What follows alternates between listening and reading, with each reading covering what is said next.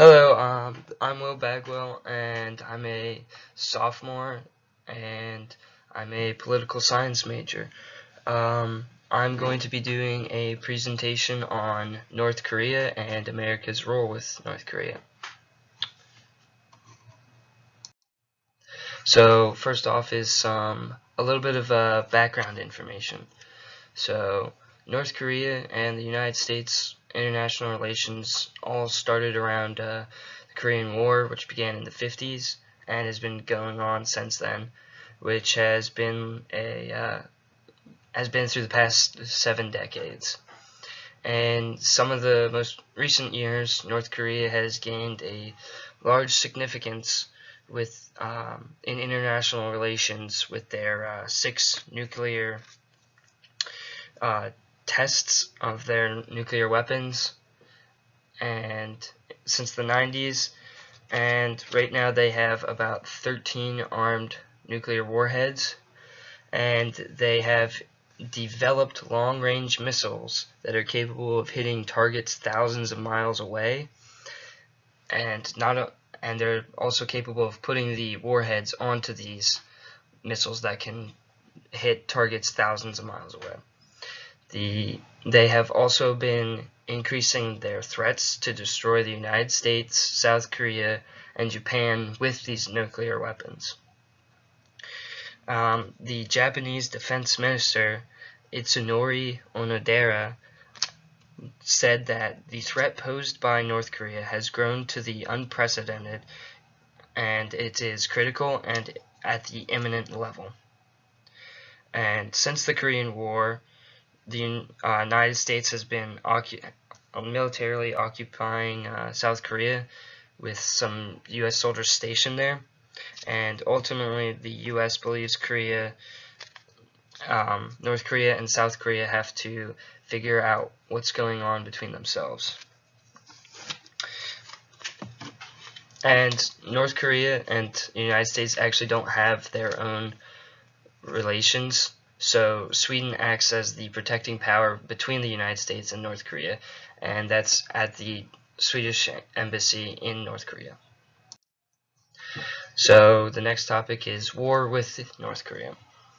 The leading portrayer of this is probably Senator Lindsey Graham from South Carolina, and he believes that we need to go to war with North Korea.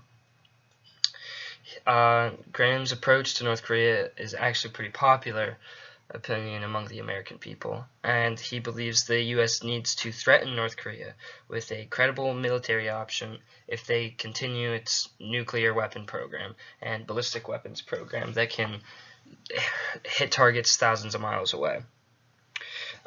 He actually says that military experts who disagree with him are wrong, and the military option that they need is to destroy North Korea. CNN did a poll, and it turns out 72% of Americans feel uneasy with North Korea and believe we are headed towards conflict that cannot be avoided, and actually agree with Senator Graham saying we need to fight North Korea. And however, the U.S. cannot stand to have a war with North Korea of any kind, and we'll get to that right now. So the other option we have besides military powers would be from diplomacy.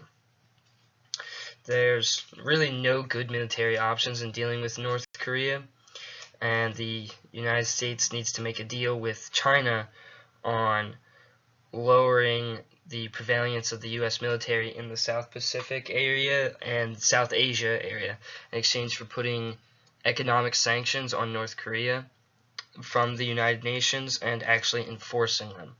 Right now the United Nations has put sanctions on North Korea, but they aren't strict enough, and China isn't really following them. The U.S. can't really go to war with North Korea because it's just too much money. With Medicare, Social Security, and the increasing number of retirees going up, with the $20 trillion we are in debt, it's just going to be too expensive, and Social Security and Medicare are going to go up, and we won't have the money to fund a war and all of this.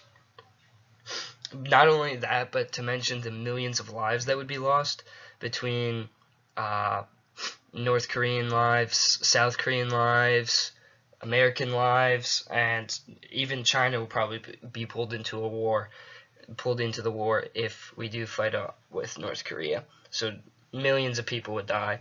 But not only that, when North Korea would lose, and 25 million people that live there would lose their homes and become refugees and would flee to Japan, China, and South Korea, and no economy can accommodate 25 million people. So it's also an economic crisis as well if that happened.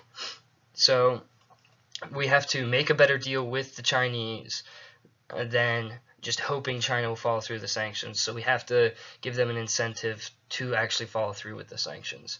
And a unified and democratic Korea without significant levels of U.S. troops should be the offer, in exchange for China securing North Korea's stockpile and allowing the North to reunify with the South, so creating one cohesive unit of Korea and one giant democracy. Instead of, there would no longer be a North or South, it would just be one Korea. Ultimately, the best course of action would be America can offer China the reduced U.S. soldier presence in South Korea in exchange for increased Chinese economic pressure on North Korea. This would result in North Korea freezing their nuclear warheads program. And this would all be accomplished without any American lives being lost. And China would guarantee North Korea nuclear protection, so they would be willing to hand over their nuclear warheads program and ballistic program in exchange for China backing them up. But then China would also impose the sanctions on them, and North Korea would comply because they don't want the sanctions on them, because they can't stand alone by themselves as much as they think they can. You just can't in today's world, which is in China's interest by withdrawing American troops if North Korea complies.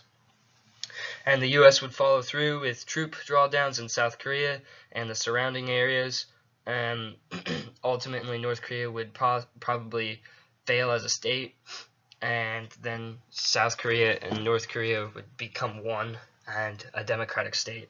And that would all be accomplished without any American, Korean, Chinese lives being lost, and you would work diplomatically to align China's interests with America's on the issue, and it would help prevent war, provide an opportunity for a sustainable outcome that is in America's interest and China's. It would also fulfill multiple campaign promises made by Trump, and that's the best course of action. That's all for today, and thank you.